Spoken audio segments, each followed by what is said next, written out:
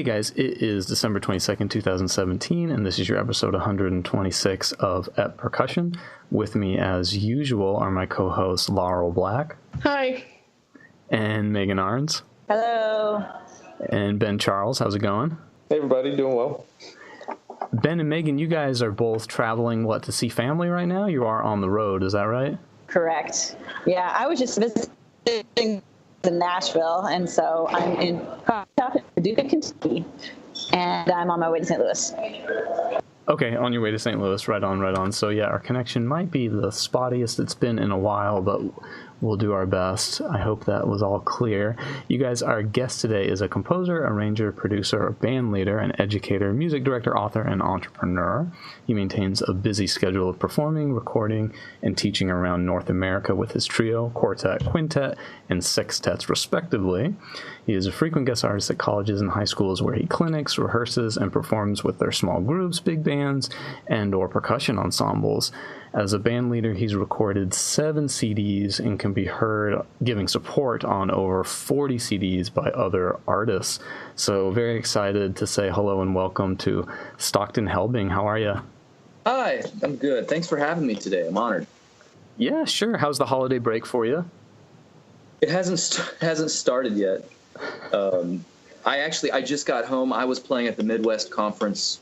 What day is it? Today's Friday. We were playing the headlining event Wednesday night. I play drums for Doc Severinsen, and so we were playing the big introductory concert. I think we had 4,000 people crammed in a ballroom. Wow, cool. It was intense. So I just got home, and I'm frantically trying to get my Christmas shopping done so that my wife doesn't slap me around Christmas morning. Not because she's materialistic, just because she'd be disappointed in my effort. It's the thought, that you decided to think of her. Yeah. Exactly. And so I'm thinking about not disappointing her. That's the primary thought. Well done. You're ahead of me in that respect. It's very good. I've got some time later today.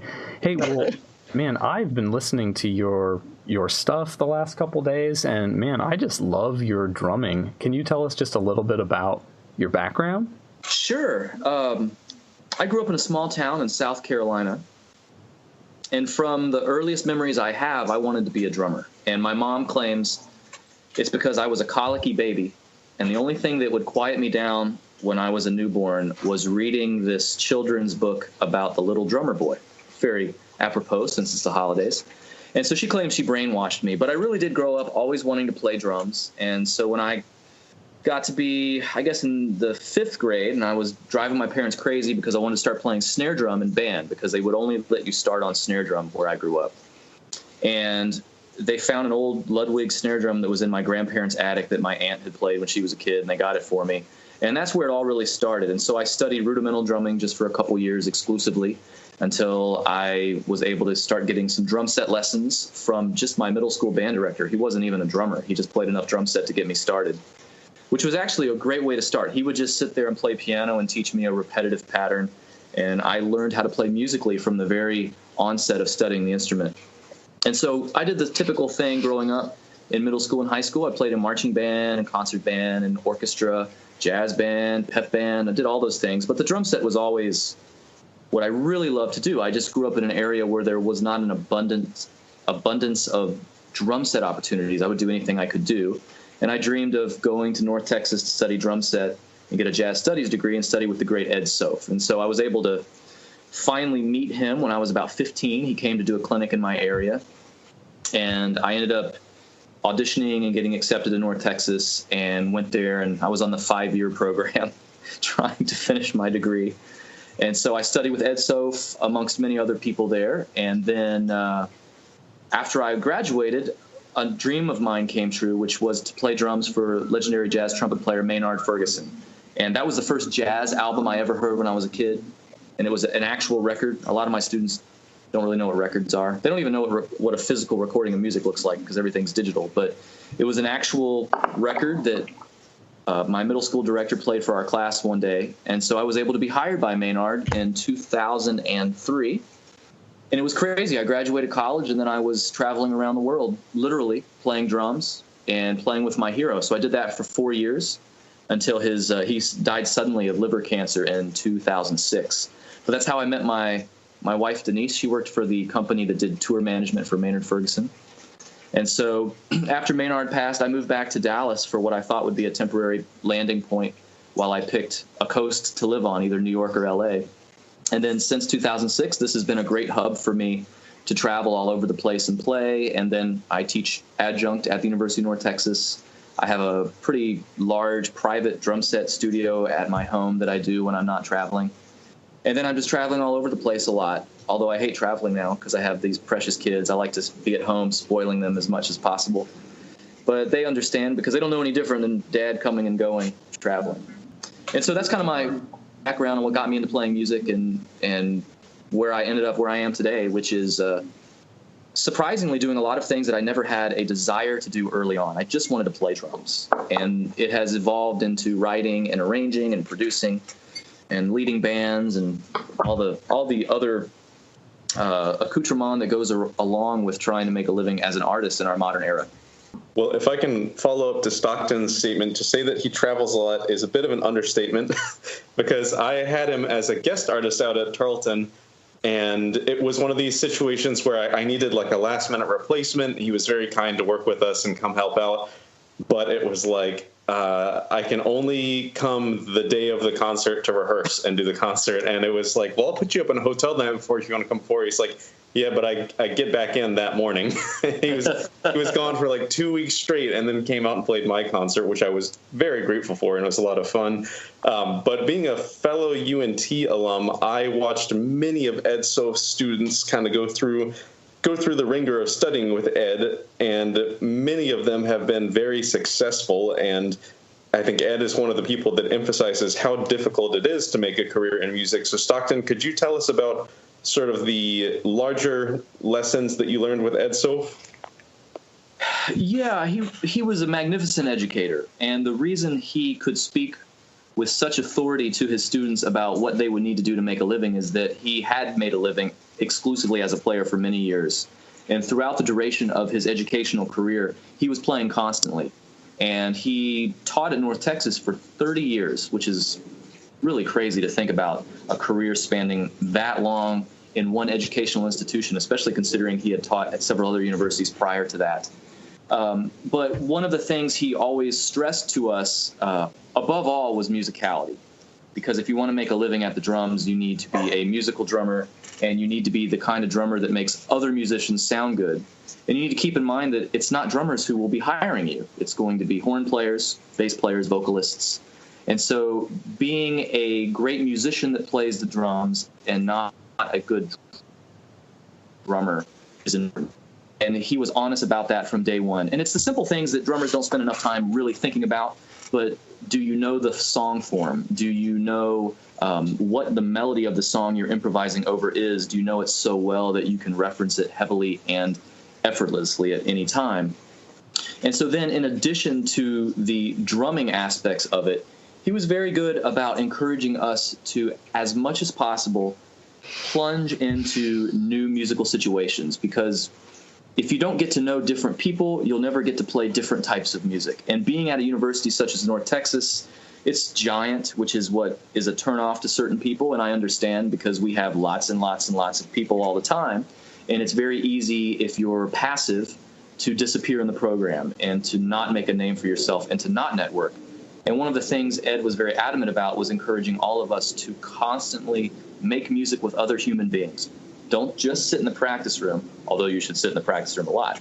But you need to also get out of that practice room and you need to play music. And you need to try everything that you're practicing out when you're playing with other people, or else it's just theoretical. Until we've taken theoretical knowledge and theoretical skills from the practice room and applied them to a musical endeavor with living, breathing humans, we don't really know how we can use that to help, to help better our career, to help build a vibrant, multifaceted musical career that is sustainable.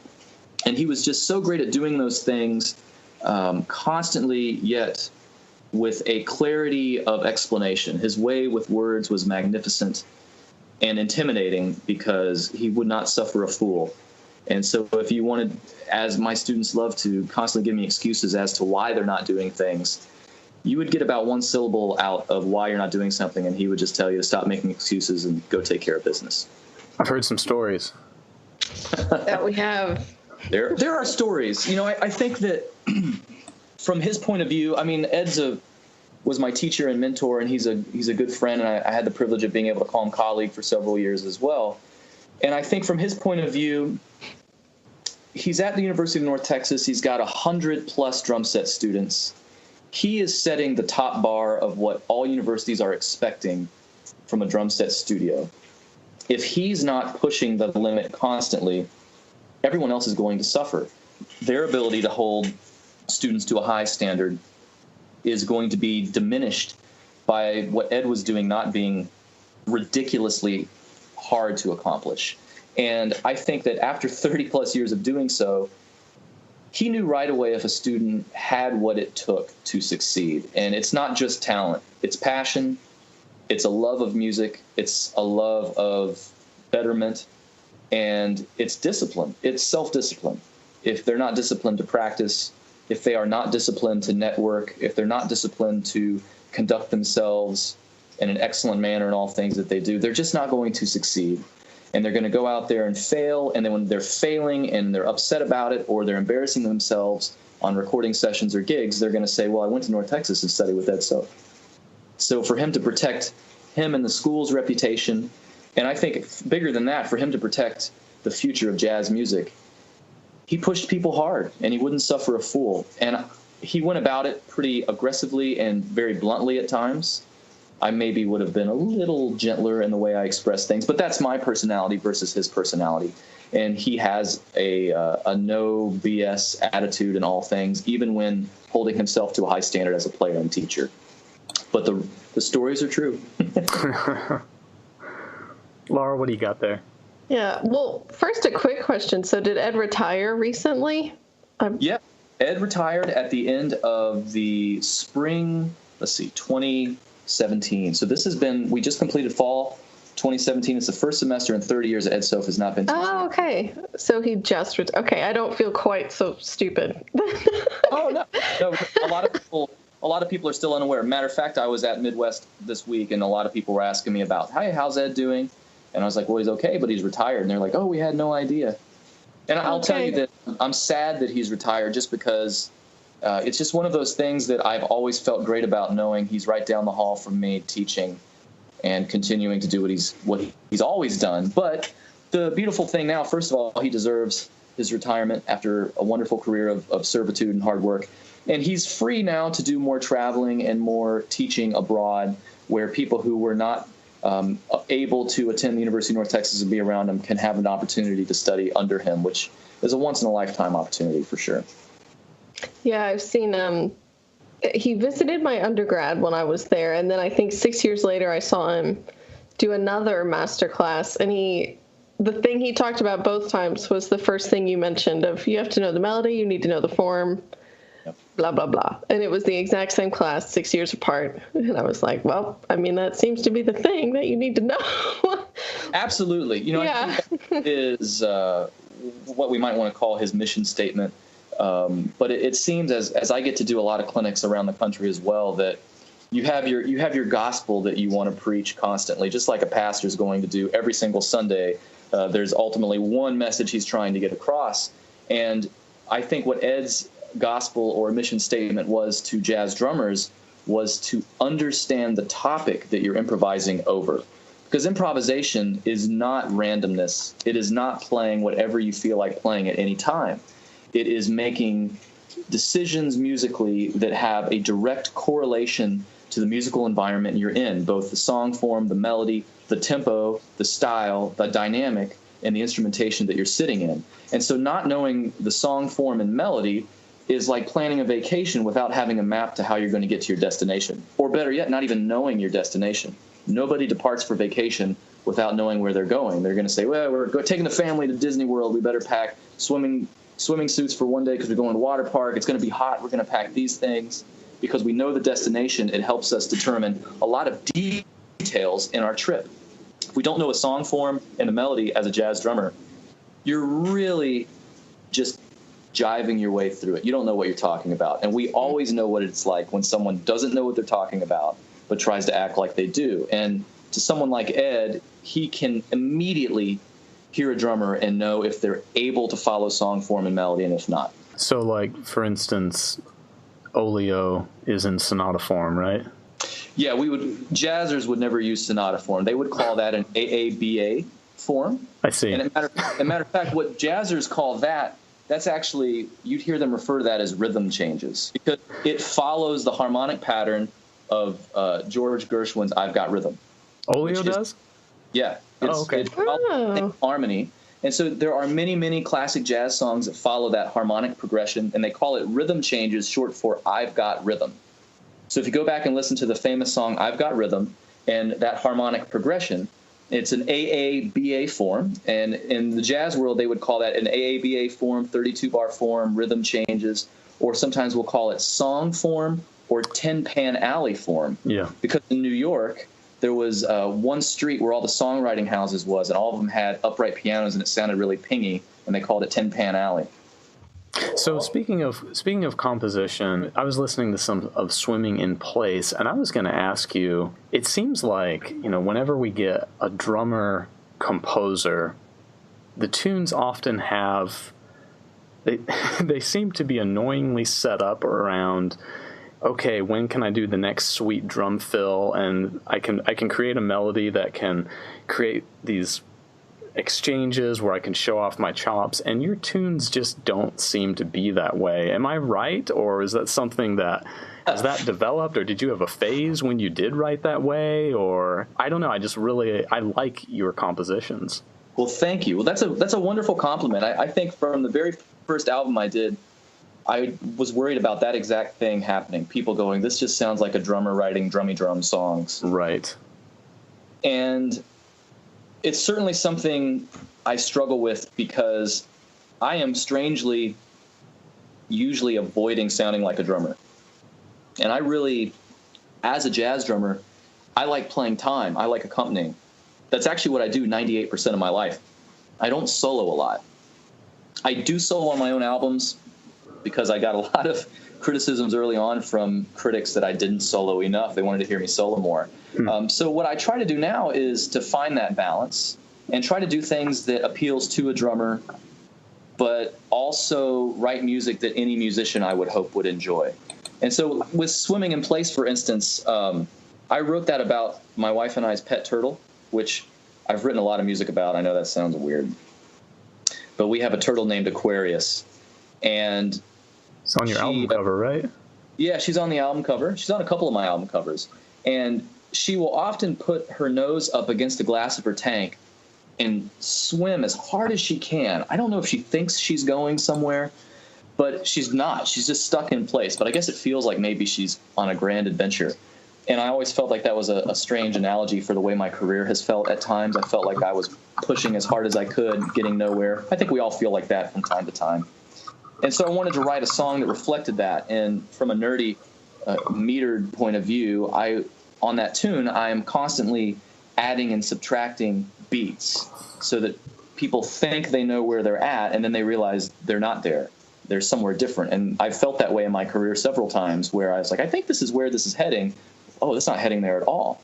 And so I wrote it. It's basically an AABA form, just like I Got Rhythm, but I don't think anyone would probably recognize it early on the way I've disguised it.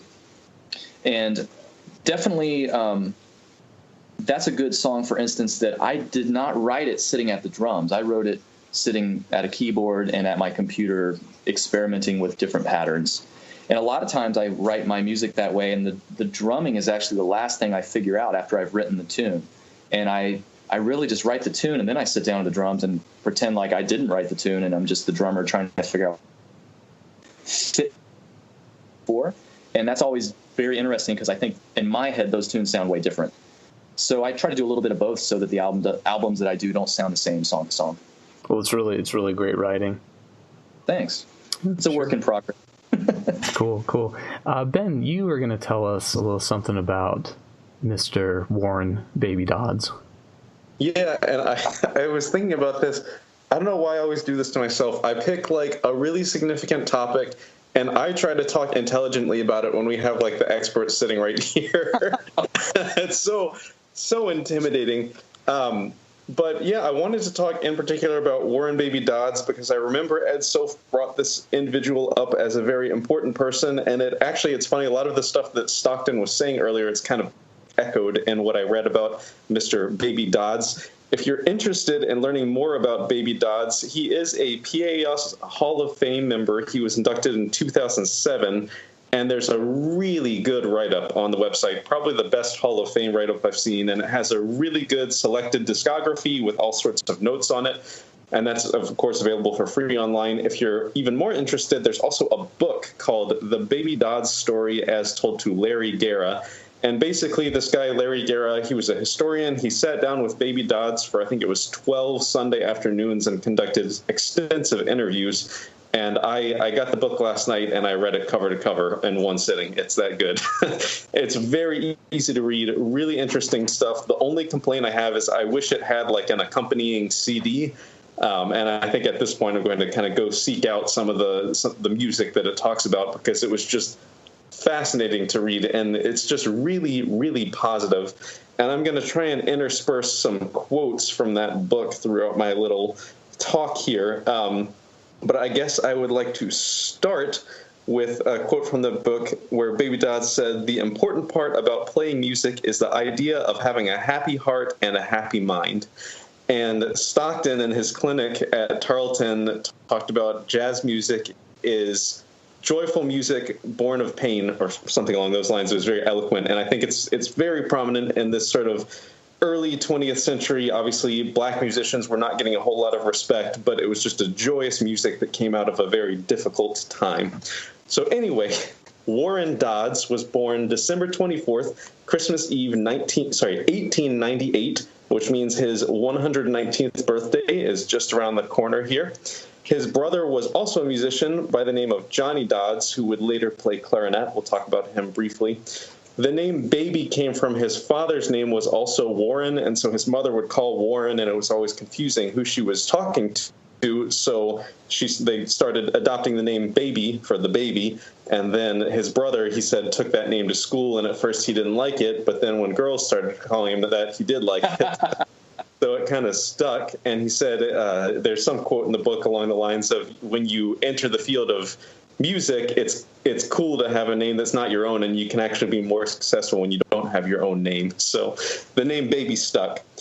He was from a musical family. His father and uncle both played violin, and his sister played harmonica. And the family was religious, and they would all get together and sing hymns together. So he had a very musical upbringing. And in the book, he talks about how the thing that brought his brother away from singing was playing clarinet, and the thing that brought him away from singing was whiskey. His father agreed to buy his brother a clarinet, but he said he wouldn't buy Baby drums because of the noise. And Baby just said he had to do this. He had to play drums. So finally, his father relented and said, "You can play drums, but you have to buy your own." So he made a homemade drum out of a lard can, and he stole 2 pieces from one of his mom's chairs and used those as drumsticks until he purchased his first real drum set in pieces at the age of 16 from doing various odd jobs. He began playing local venues as a teenager in New Orleans, and at the age of 19, in 1918, he left New Orleans to play in Fate Marable's Riverboat Band alongside a trumpet player by the name of Louis Armstrong. Louis and Baby Dodds both played in this band for a few years until I think it was 1921. They left over a disagreement in musical style, at which point he was hired to play in King Oliver's Creole band with his brother Johnny on clarinet and Mr. Louis Armstrong on trumpet. He ultimately moved to Chicago, performing and recording alongside Louis Armstrong, Jelly Roll Morton, and his brother Johnny Dodds, among others. After the King Oliver's Creole band broke up, he stayed in Chicago, and he played at Burt Kelly's stables much of the time alongside of his brother.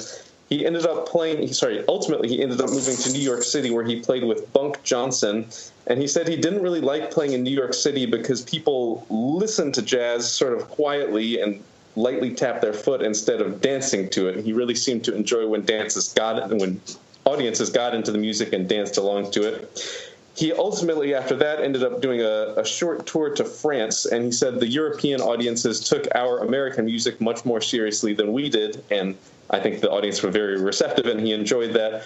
He suffered a series of 3 strokes from 1949 to 1952, which hindered his ability to perform, but he still did as much as possible, and he died on February 14th, 1959, in Chicago, Illinois. He's credited with possibly being the first person to record an improvised solo. He also had this beat that he would play, and he said that other people, and there were recordings of this, would play this sort of short press roll on 2 and 4, and then would re-articulate a beat on 1 and 3. So you got this sort of buzz sound, and he sort of smoothed it out and tied his roll into the beats, so it was buzz dum.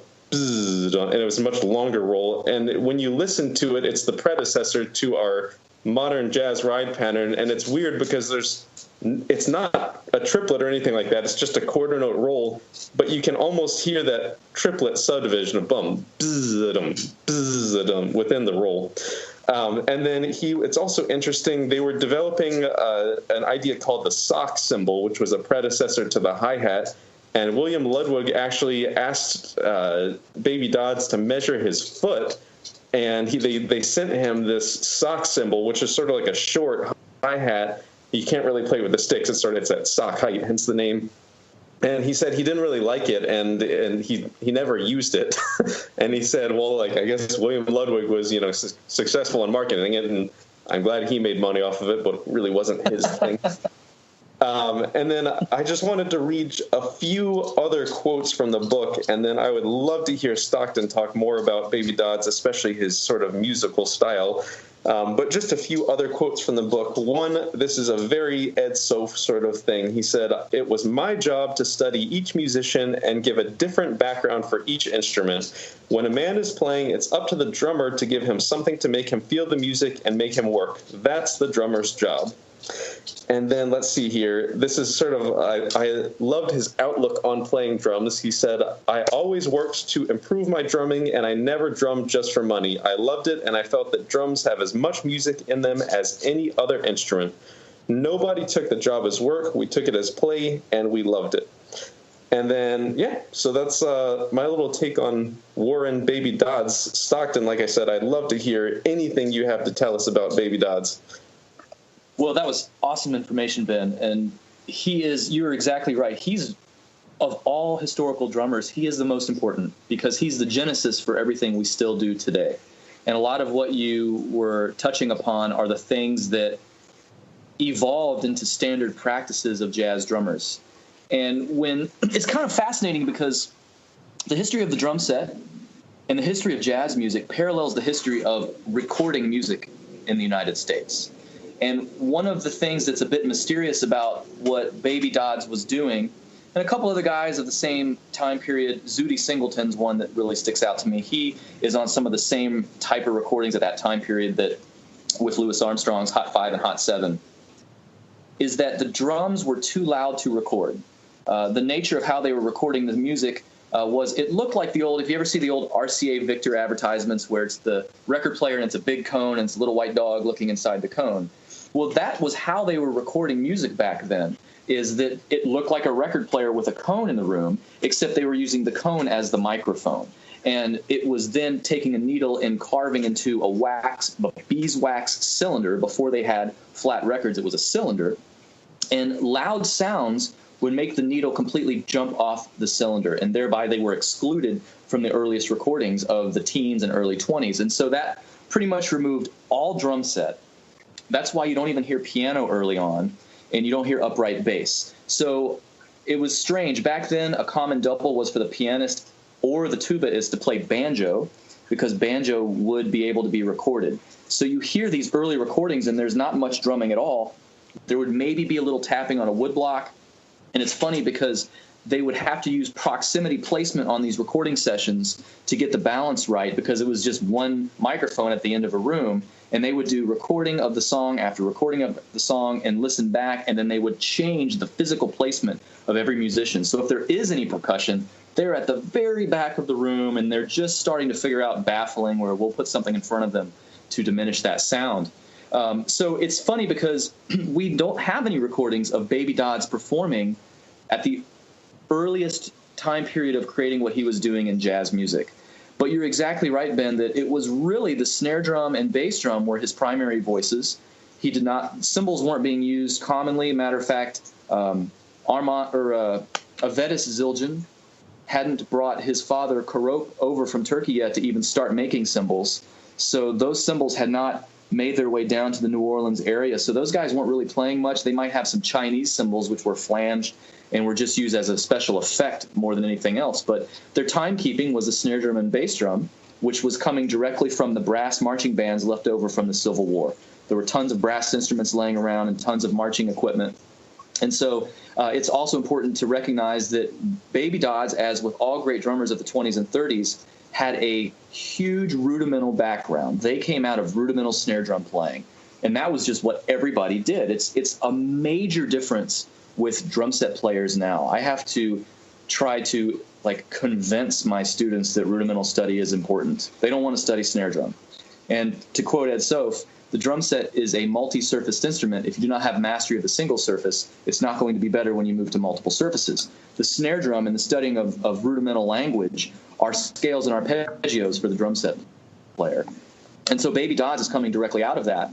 And that's why you hear him have such brilliant control over his snare drum work. And when you hear him improvising, when they're able to record him in the 30s and 40s, you hear that it's all coming from and stemming from the snare drum. That's pretty much his home base for improvisation. Mm-hmm. And he moves from the snare drum with the bass drum keeping underlying quarter note or half note pulse, which is a holdover of the marching band era. And then he goes and gets special sounds from a tom or a bell or a woodblock. But he was starting really with that snare drum. And as soon as the technology evolved, you started hearing him playing those on recordings. But you're exactly right, too. He wasn't playing hi-hat at all. And that was, you made the comment about his approach to playing a smooth, connected, triple pulse-based roll is a predecessor to the ride cymbal. You're exactly right. And before it makes its way to the ride cymbal, it is starting to be played on the hi-hat with a stick, even though he never did it.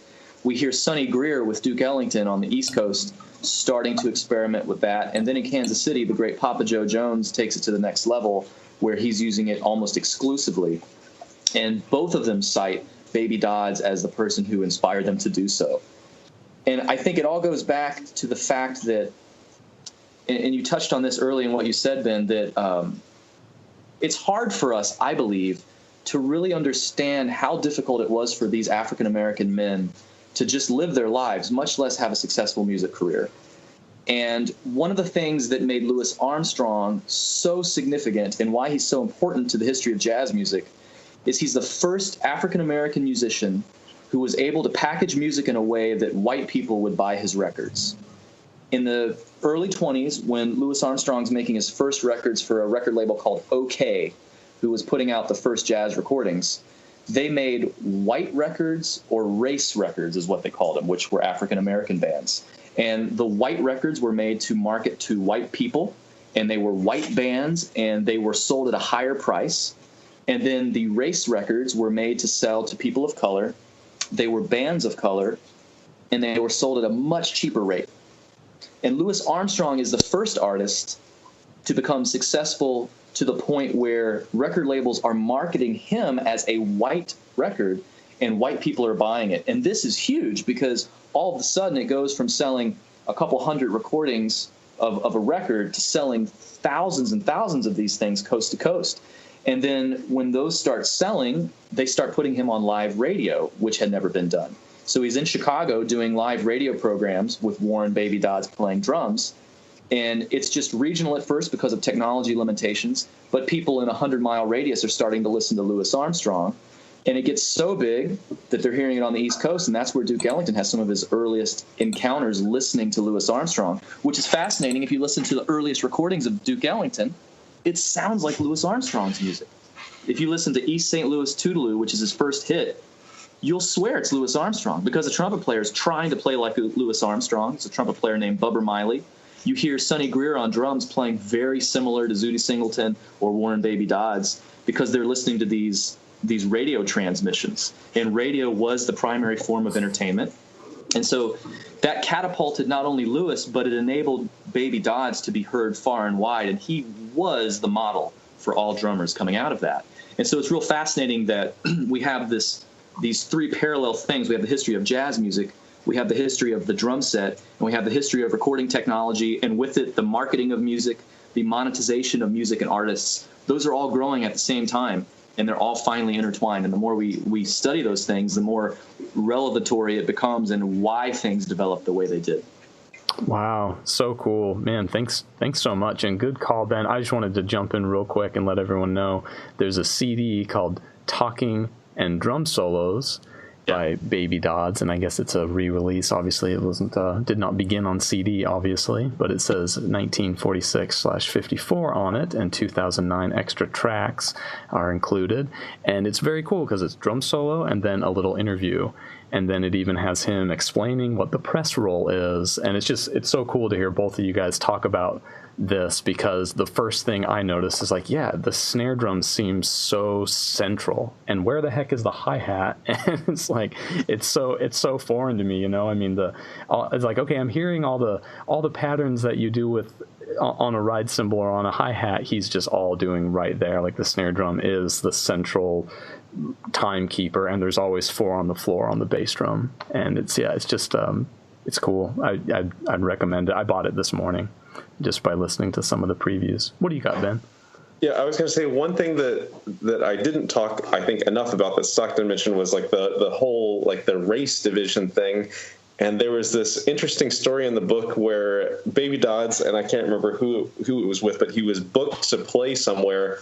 And he showed up as well as like the band leader. I think it was the band leader who was the trombonist, but no one else showed up, and it was for a white audience. And he said, we just had to play trombone and drums, a full set of music, because like if we didn't, God only knew what would happen to us.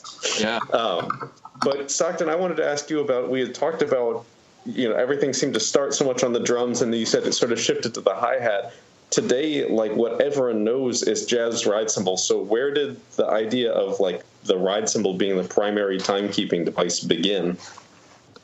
The establishment of the ride cymbal as the primary timekeeping voice is the huge change and shift in drumming that was created primarily by Kenny Clarke in the 40s in New York. And it parallels jazz music changing to focusing on a subcategory of music called bebop.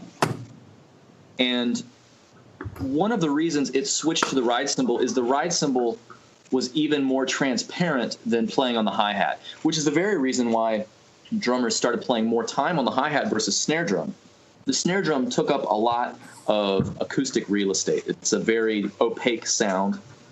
The hi-hat's a little more translucent, but when we get to the ride cymbal with the hi-hat playing 2 and 4, it becomes a much lighter time feel. And you'll notice it with Kenny Clarke in the 40s when he starts doing these on the earliest recordings. He also is playing his bass drum still on 4 beats per bar, but it's pianissimo. It's what we call feathering, where the beater of the bass drum is really only moving an inch to half an inch in distance and traveling only that far. So you could imagine, you know, like a grace note and a flam.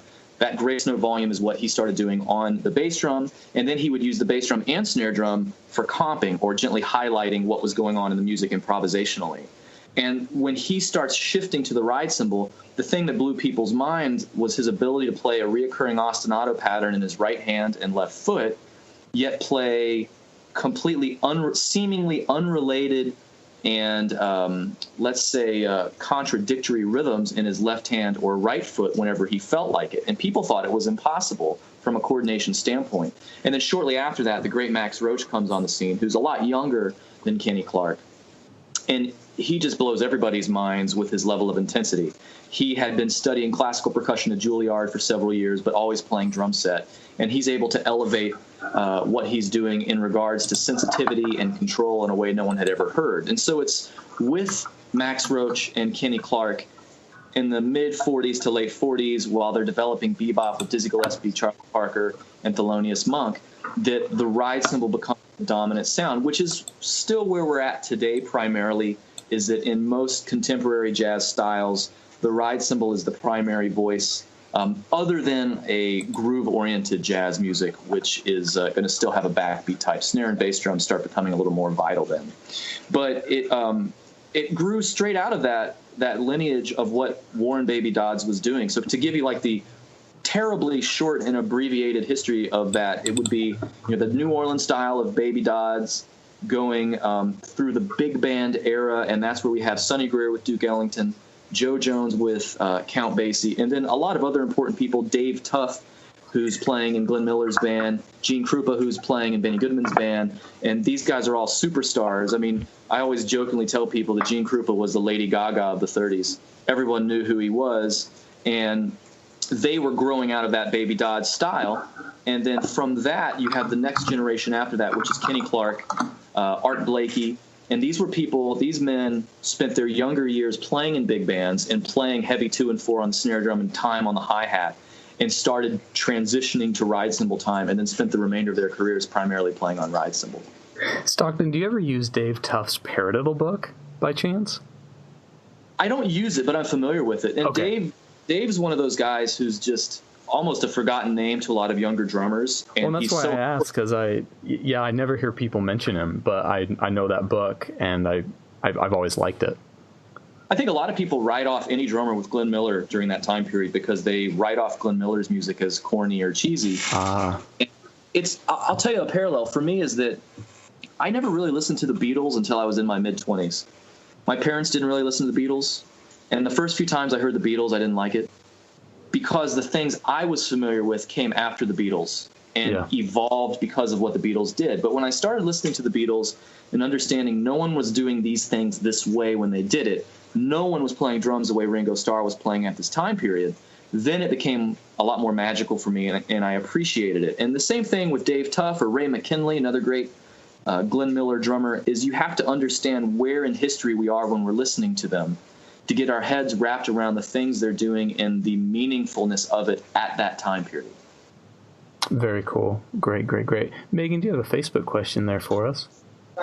I do. So switching back over to you as a pedagogue, we have a question from Scott Charvet, and he's asking, what are the top things you want to see from your incoming students? Generally speaking, what kinds of skills do auditioning students lack the most?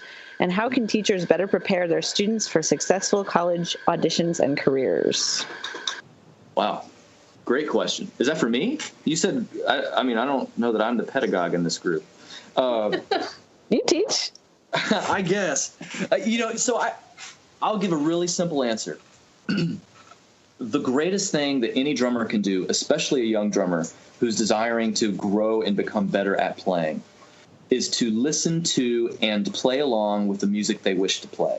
So if someone desires to be a jazz drummer, if they want to come to the University of North Texas to pursue a jazz degree and focus on drum set, and they don't know who Count Basie is, if they've never listened to or tried to play along with it, or they don't own a single Miles Davis album, they're going to have trouble. Because at the foundation of everything in jazz music and in drum set playing that we do, it is an oral tradition. Yes, we need to read music with excellence, but it's all predicated upon being able to listen to what's going on around you and improvisationally choose what to play that fits and complements the things you're hearing. And the only way to become equipped with those skills is to listen to the masters do it repeatedly. And so one of the constant problems I'm having with my millennials, which is what I'm teaching now primarily, is they don't listen to the music they wish to play. And it's so hard for me to understand that, but it's because no one has told them the importance of it. And so I ask them what they're listening to, and they say, jazz. And that's like, you're listening to jazz? Yeah. I go to Spotify, and I enter the word jazz, and I listen to it. And I was like, okay, well, that's like me entering the word rock and listening to it. I'll get a Beatles song. I'll get Jimi Hendrix. I'll get Stone Temple Pilots. I'll probably get a Miley Cyrus song that makes me want to shoot myself. It's all under the rock category. Well, if I enter jazz, I can listen to Louis Armstrong, and right after it, I can listen to a Frank Zappa song that might fall into the jazz category. Or then I might hear Wynton Marsalis in Lincoln Center, and right after that, I'm going to hear Billie Holiday, and right after that, I'm going to hear John Zorn, which is some of the most abrasive avant-garde things you can hear. And all of them are great, but when we're trying to listen and learn, we need to do so with specificity. And that means understanding the lineage and the order that things happen. And that means studying the history of the music we're interested in by learning records, learning an entire album, because that's what all of the masters did. For instance, here's what I tell everyone, and I'll tell this person who asked this question, here's a starting point. The most famous jazz recording ever made, it's still the best-selling jazz record every year, was recorded in 1959 by Miles Davis, and it's entitled Kind of Blue. Every single person on it is a titan of jazz. It's Miles Davis on trumpet, John Coltrane on tenor saxophone, Julian Cannonball Adderley on alto saxophone, Bill Evans on piano on all tracks except for Freddie Freeloader, which is Wynton Kelly on piano, Paul Chambers on bass, and Jimmy Cobb on drums.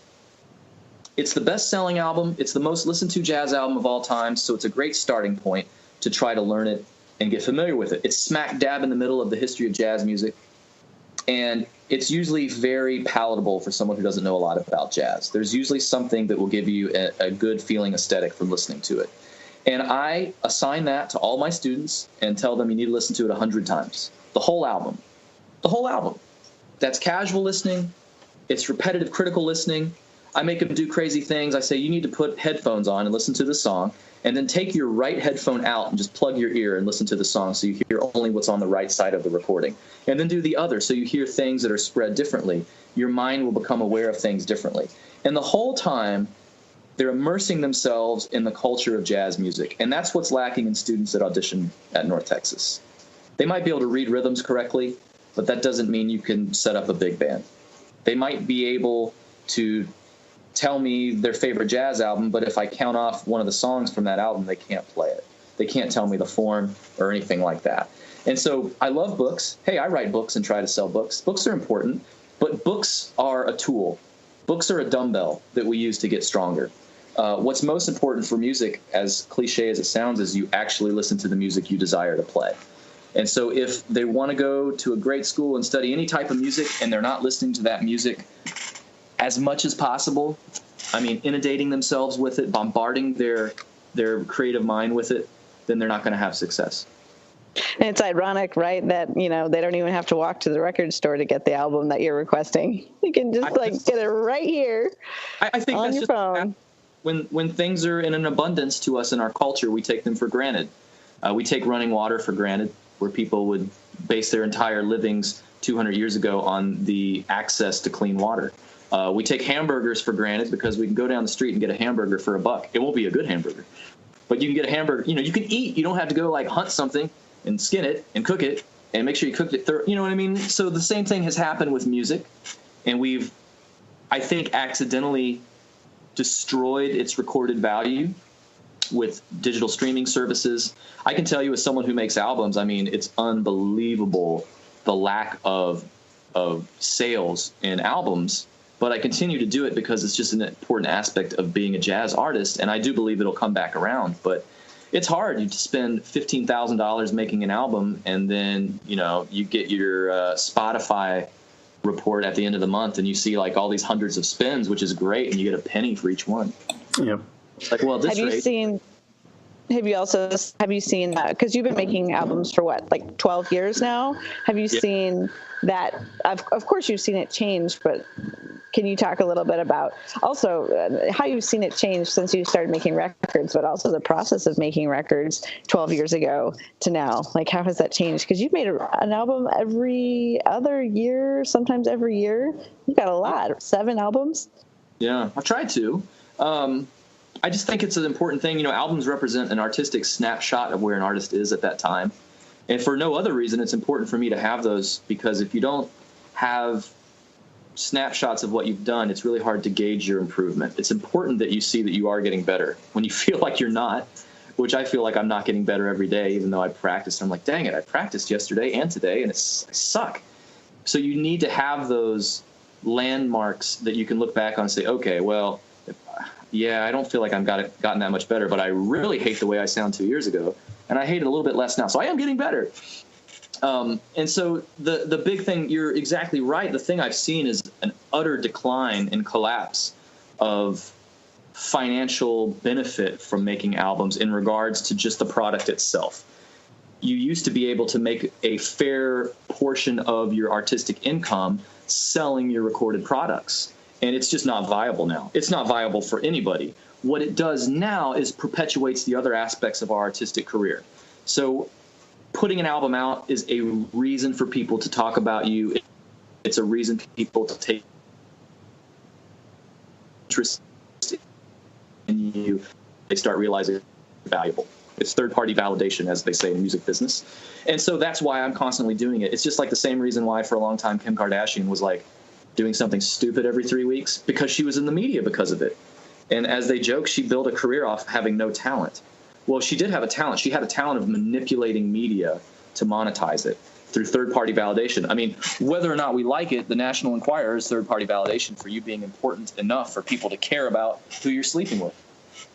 And so you have to make these records and put them out there so that people have a reason to review it and you can post it. And nowadays it's kind of nice because social media is the most popular form, and anybody can really start hustling on social media if you're willing to spend time. You don't have to pay people. And so it's a reason to post videos and clips and all that stuff. So I've seen that really shift where you don't have a dollar for dollar value on a recording you make, but you have maybe something that's a little harder to quantify, where you do get a benefit of more bookings for guest artist work and performances with your band, and clinics and endorsements and just those kind of opportunities. I think it's really helped the fact that I teach in North Texas. I mean, they approached me because I was doing things already that they wanted me to teach to their students. I didn't have a degree in it necessarily. There's still not really a degree in what we're discussing here.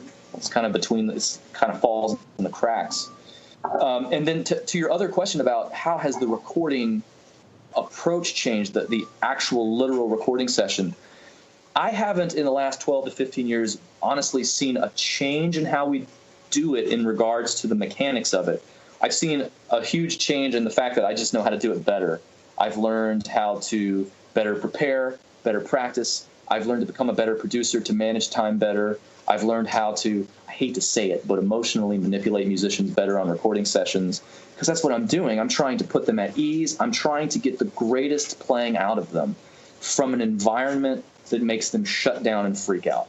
When you're in a recording session, you're just like, oh my gosh, there's microphones everywhere, and every note you play, you're like, oh, I'm going to hear that for the rest of time. And so you've just got to take their minds off of that. So, being a record producer is very similar to being a director in a movie. You're just trying to put the actors at ease to get the best emotional responses from them. And that's what I've gotten better at doing in recording sessions. But I think the other problem is that because the value of recordings I've diminished, we have to make albums so fast because time is money. You're paying an hourly rate at a recording studio. And so something I would have loved to have spent 4 days recording, I have to do in 1 day or 2 days. And I have less shots at doing it. Something I might have done 5 takes of a song, I'm going to do 2. And if I do a good first one, I'm probably just going to take it because time is money and I can save it. And so that's the motivation to practice harder and do better rehearsals with the band. Wow, very cool. I had a question about your producing and also your drum sounds. The thought came to me while I was listening to a tune of yours called Shell Games, which is one of the tracks on Swimming in Place, right? Yes. So I really love the drums and cymbal sounds, and I'm wondering, as your own producer and the drummer of your own piece, how much control do you have, or do you like to take over the drum sound, and what is your preferred way to record your drums? My basic approach to recording drums in any style of music, especially when it's my own stuff, is that if your drums and cymbals don't sound good by themselves, you're in trouble. If you're going into a recording situation hoping to, after you've recorded sounds, improve upon the sounds drastically using technology, that's a bad place to start. And one of the reasons I feel that way is what I love historically. All the things we're discussing with Baby Dodds through the 20s, 30s, and 40s, you're hearing a couple microphones pointed at drums. You're not hearing any EQs edited, reverb added or subtracted. And so my basic approach is always, if it sounds great acoustically, it will sound good when it's recorded. And so that means the tuning of the drums, my selection of cymbal sounds. And I will also say that I do spend a ton of time selecting the correct drums and cymbals for the music I'm playing. Much to my wife's chagrin, I own 14 drum sets. Oh, that sounds bad when I say that out loud. But I own 14 drum sets. That sounds good. Yeah, I am, my man. And I probably own, 100 cymbals. You should put them all together, like 14 bass drums. That'd be rad. I'm scared to put them all together at one time because my wife realizes how many I really. She'll immediately have to schedule an intervention. But I will say that the reason I have them is I think of them as tools, and it's an interesting aspect of being a drummer is that our instrument is highly adaptable. If I'm a trumpet player, I could insert a mute, I could change mouthpieces. That's about it. There's not a lot I can do to fundamentally change the timbre. At the drum set, I can change cymbals every song. I can change everything every song. And so what I've done over the years is learned the types of sounds I want. I get a set of cymbals and drums that get those sounds, and I use them for those sounds only. So maybe I only use them once a year, but it's that one time a year that I use them that they pay themselves off. And it's a reason that I believe a lot of people have called me for recording sessions, and they've told me, I can play, but there's a lot of great players. I think they call me because I can play and I can select sounds that are good for the music they're trying to make. And so I look at it just like a toolbox I have in my garage. Like I have a drawer that has all my hammers in it. So if you open it, I have like 6 hammers, but they all do different things. So one of them's like a little ball peen hammer for me hanging a picture on the wall. One of them's a 5-pound hammer for me breaking stuff. Well, if my wife wants help hanging a picture in the house, I don't go get the 5-pound hammer to hang a little picture up, put a hole in the wall. I get the correct tool for the job. And that's what I think about with my equipment. And it all ties back to something my dad, for the job is easy to do well. If you have the rule, you'll probably mess it up. Yeah, great. Okay, I think that all came through okay. Does anyone have a last question for Stockton? I guess I'm just curious of like what upcoming projects you have and what you're excited about that's coming up. There's lots of really neat things coming out soon. I would say the thing that I'm doing right now that I'm most excited about is an educational project that we do in the Dallas-Fort Worth area called the Helbing Jazz Initiative. And if you're interested about it, you can go to that website, helbingjazzinitiative.com. And what we do are really 3 things. We do a free once-a-month clinic for people of all ages and musical experiences about jazz music. And we're starting our season January 6th. And we're actually starting it with the music of Louis Armstrong, and I'm playing period-correct drums, trying to play like Warren Baby Dodds, actually, for that. And we do the first Saturday of every month. It's totally free for people to both come see us in person in the Dallas area, or they can stream it live on Facebook. If they want to find me on Facebook, you can watch it live and check out what we're doing. So we do that once a month, and then we go do a lot of educational outreach events where we go to middle schools, high schools, and universities giving presentations about jazz and the fundamentals of learning how to enjoy it, how to study it and play it. And then we've launched a program where people can register and play in small groups together. And they get coached by one of the musicians that play in one of my professional bands. And then they do 6 rehearsals per semester and do a concert edit. So that's the project we're doing right now. We've had a successful year and a half. And we've been able to interact with thousands of people, both in the Dallas-Fort Worth area and nationwide. And I'm just excited that people are coming to enjoy music and find the joys of jazz music as much as I have, because it's a music that still brings me a lot of joy and still inspires me. I just want to share that. Wonderful. Well, man, cool. Stockton Helbing, thanks so much for joining us and your thoughts. And yeah, it's been great to get to know your music through this episode. Thank you so much. It's been my pleasure. Yeah. Oh, I have a really unserious question before you go. Oh, good. Perfect. Yeah. So a lot of the times you hear a name and you're like, that person's going to do something. And when I think of the jazzers, and it's like Ed Soph, Miles Davis, John Coltrane, like all the names have this Baby Dodds, like power to them. And when I heard your name, I was like, Stockton, like, dude, no wonder he's a jazzer. Like, of course, like he was gonna do something. So I'm curious where your name comes from. Is it like a family surname or what? I get asked that a lot. And anyone who knows me, one of my constant bits is that every time I go to Starbucks and they ask my name, they completely obliterate it on the cup. And so as I travel, I post pictures of my name getting ruined. So it's kind of a fun bit. But my name Stockton is not a family name of our family. It's the name of someone my dad played baseball with in college. And my parents were dating, and they can't remember if the guy's first or last name was Stockton. I think his last name probably was. But my parents were dating, and my dad just really liked the guy's name and said, hey, if we ever have a kid, we should name him Stockton. And so here I am. They did me a real job by calling me.